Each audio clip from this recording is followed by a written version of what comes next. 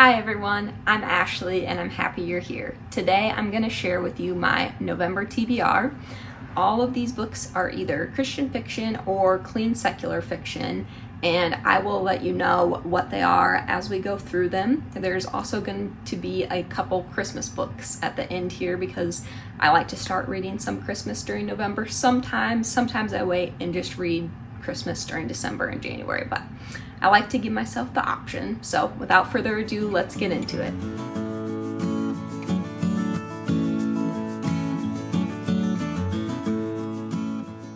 Okay, the first book up is Across the Ages by Gabriel Meyer.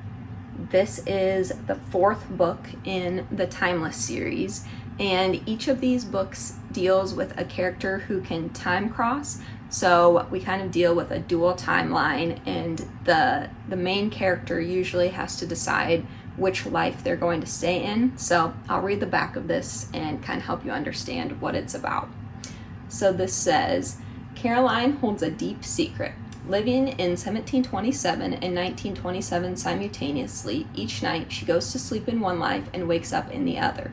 In search of answers to her unique existence, Caroline stumbles upon a letter from her mother hinting at her own experience as a time crosser, sending Caroline on a daring quest to uncover the truth.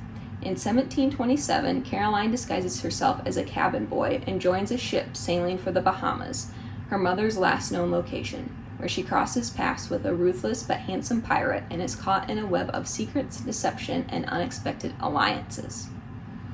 Then, in 1927, at St. Paul, Minnesota, Caroline grapples with her other life as the daughter of a renowned preacher. Her two older brothers have fallen prey to the corruption rampant during the Prohibition, and Caroline struggles to keep their involvement hidden to save her father's career. As her search for answers about her time crossing leads her to the dangerous yet exciting world of speakeasies, Caroline enlists the help of a childhood friend who is now a police officer. But with her family's future at risk and their loyalties tested, Caroline faces a life-altering decision that could reshape her destiny. So I am super excited to get to this one. I've heard amazing things about this particular book. I have loved the whole series, but this one sounds really good. The whole series is just, I found it to be unique and engaging, and the romance is always so good. So I highly recommend this series, and we'll see what I think about this one. Next up is Faking the Fall by Julie Christensen, and this is book number 4 in the Sweater Weather series. This series has been super fun to read when I just need something light, kind of in between like the last book I just read, which by the way, the last book was Christian fiction. This is, I believe it's clean secular fiction. Everything I've read in this series so far has been clean, but I've never read anything by this author, so I can't say that for sure. I don't remember anybody else's reviews on this book, but I will definitely let you know after I have read it. This one says, my agent has this idea, an insanely bad idea, to reboot my Hollywood heartthrob status by having my long-lost love dump me while I'm proposing to her on national TV. The theory? Women everywhere will swoon over poor Lincoln James, scrambling to repair his vulnerable, shattered heart. Trouble is, I don't have any kind of love, long, lost, or otherwise.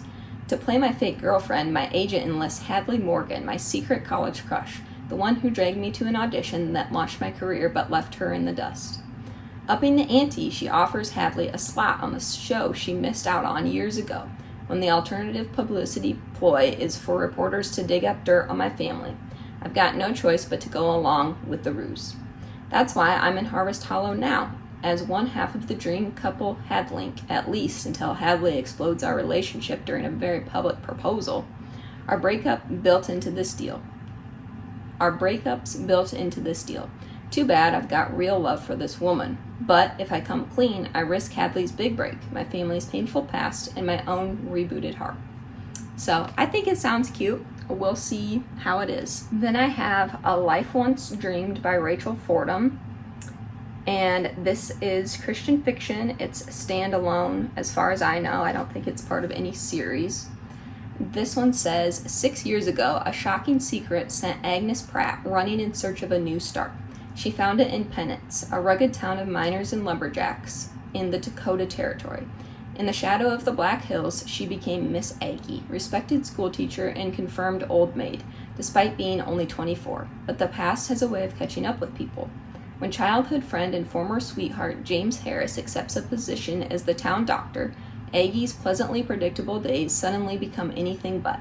James wants to know why Agnes left behind the life they had dreamed of creating for themselves, but he is precisely the one person who can never know. Can a healing light be shed on the past, or will the secret Agnes can't seem to outrun destroy her chance at happiness? I'm looking forward to this. I have loved every single book that I've read of Rachel's. I think I've probably given every book a 4 or 5 star, so can't wait to get to this one. Next up is Almost Everything by Mandy Blake, and this is book 2 in the Wolf Creek Branch series. This is Christian fiction, and it says her fairy tale ending turns into a disaster. Can her brother's best friend convince her that she was chasing the wrong happily ever after? Everly Cooper had it all, a successful fiancé, a dream home being built, and the life she always wanted away from the spotlight. And then it all crashed and burned, publicly, and her brother's best friend Blake was all too eager to race to her rescue. Blake Lawson left the world of professional football for the small-town life 5 years ago. His friend, Ridge, needed help, and being closer to Everly was more than just a bonus. He'd been silently in love with his best friend's sister for years. He had everything he could possibly want except her. Blake refuses to watch her cry over a man who didn't deserve her.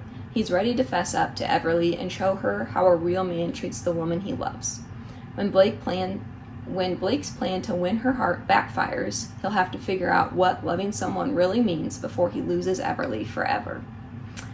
I really enjoyed the first book in this series. I do think you should probably read them in order, just because I know that the characters that were in this book, that are in this book as the main characters, were in the previous one as kind of supporting characters.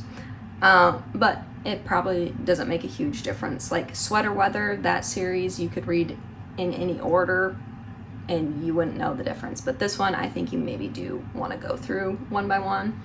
I think that's all I have for this one. I'm looking forward to it. Next up is Beneath His Silence by Hannah Linder. This is Christian fiction, and it is not part of a series as far as I know. This one says, second daughter of a baron and a little on the mischievous side, Ella Pemberton is no governess, but the pretense is a necessity if she ever wishes to get inside of Wickhorn Manor and attain the truth. Exposing the man who killed her sister is all that matters. Why would the strange, handsome lord murder his own wife? Lord Sedgwick knows there's blood on his hands. Lies have been conceived, then more lies. But the price of truth would be too great. All he has left now is his son and his hatred. Yet, as the charming governess invades his home, his safe cocoon of bitterness begins to tear away. Dare he think himself capable of love? And will Ella, despite the lingering doubts of his guilt, fall in love with such a man, or is she falling prey to him, just as her dead sister? I think this sounds really good. I've never read anything by Hannah Linder, but I do have another book of hers on my Goodreads marked as want to read. I think it's Garden of the Midnights, and my mom read that book and absolutely loved it, so I'm looking forward to getting to this one. Next up is Target Acquired by Lynette Eason, and this is book number 2 in the Lake City Heroes series. This is Christian fiction. I read the first book a few months ago and I absolutely loved it. This one says, after years of training, tough as nails, Kenzie King has earned her place as a tactical medic on a SWAT team, but not everyone on the all-male team accepts her. Rumor is she got the position not because of what she could do, but because of who she knew, which means she has to work harder and longer than anyone else to prove herself. Cole Garrison is a man with deep faith who is finally ready to settle down and build a family of his own, if he can find the right person, that is. Kenzie sure has set off his interest meter, but trouble seems to follow in her wake. Since she joined the team, someone has begun to ambush and pick off its members one by one. It's all hands on deck to discover the culprit and end the killing. Can Kenzie and Cole put aside their differences and work together as a team, or will their budding attraction be snuffed out by a sniper's bullet? So, this sounds intense. The first book, Double Take, was intense. So, I also remember the romance being good in that one, so I have high hopes for this one, and I would recommend reading this series in order.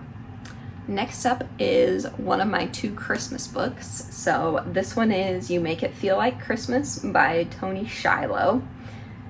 This is book number 1 in the Lewis family series. I really only plan on reading this one. I've read another book by Toni in the past and I didn't absolutely love it. But if this one blows me away, then maybe I will continue in the series.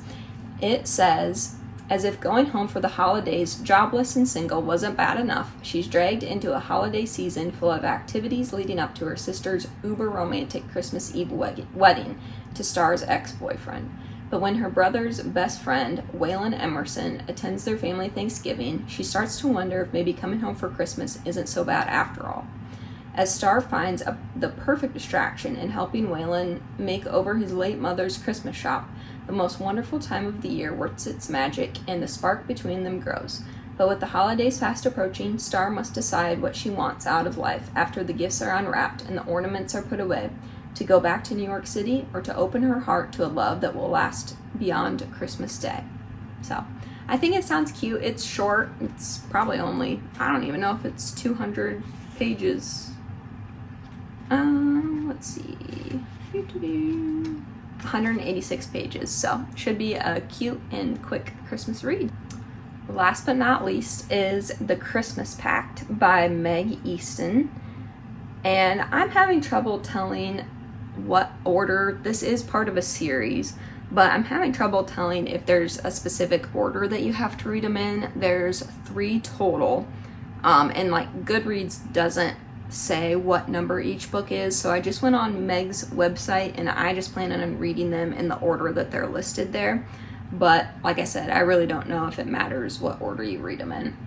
So this one says, Noelle Allred used to love Christmas, but not anymore. She's completely skipping it this year. Jack Meadows has always skipped Christmas, but his sister, a single mom to Jack's 5-year-old nephew and his favorite little guy on the planet, asks him to provide Christmas experiences for her son. She's going through cancer treatment, so she's too sick to. Since Jack hasn't personally had positive Christmas experiences, he seeks help from his employee, Noelle. Even though Jack, her very Grinch-like boss, seems desperate for Noelle's help and she needs the extra money that the side job would pay, she tells him no. But then a mysterious package shows up on Noelle's doorstep with a postmark of North Pole, Alaska. Inside is a tin of cards, hand-painted by Noelle's Grand, who passed away 1 year ago. Grand was the person she used to do every Christmas tradition with. Each card shows a scene depicting one of those traditions, along with a request to continue to do it, so she tells Jack she'll help. As Noelle and Jack both help his nephew to experience the plethora of Christmas magic a tight-knit community provides, along with the magic of her large, loving, and very enthusiastic Christmas-celebrating family, they start to fall for each other. But he's her boss, so a relationship would definitely kick them off Santa's nice list. So I think this sounds really good. It's a really cute cover, and all 3 of them in this series are cute. This is secular fiction, and I believe it is clean. Alright, that is it for my November TBR. I'll just use this list of books as kind of a reference to go back to throughout the month. Usually I stick pretty close to my TBR, but I won't hesitate to read something else if the mood strikes me. So that is all I have for today. As always, I hope you guys have a great week, and comment down below if you have read any of these books and what your thoughts are on them. I would love to talk about them. So hope you have a great week. Bye.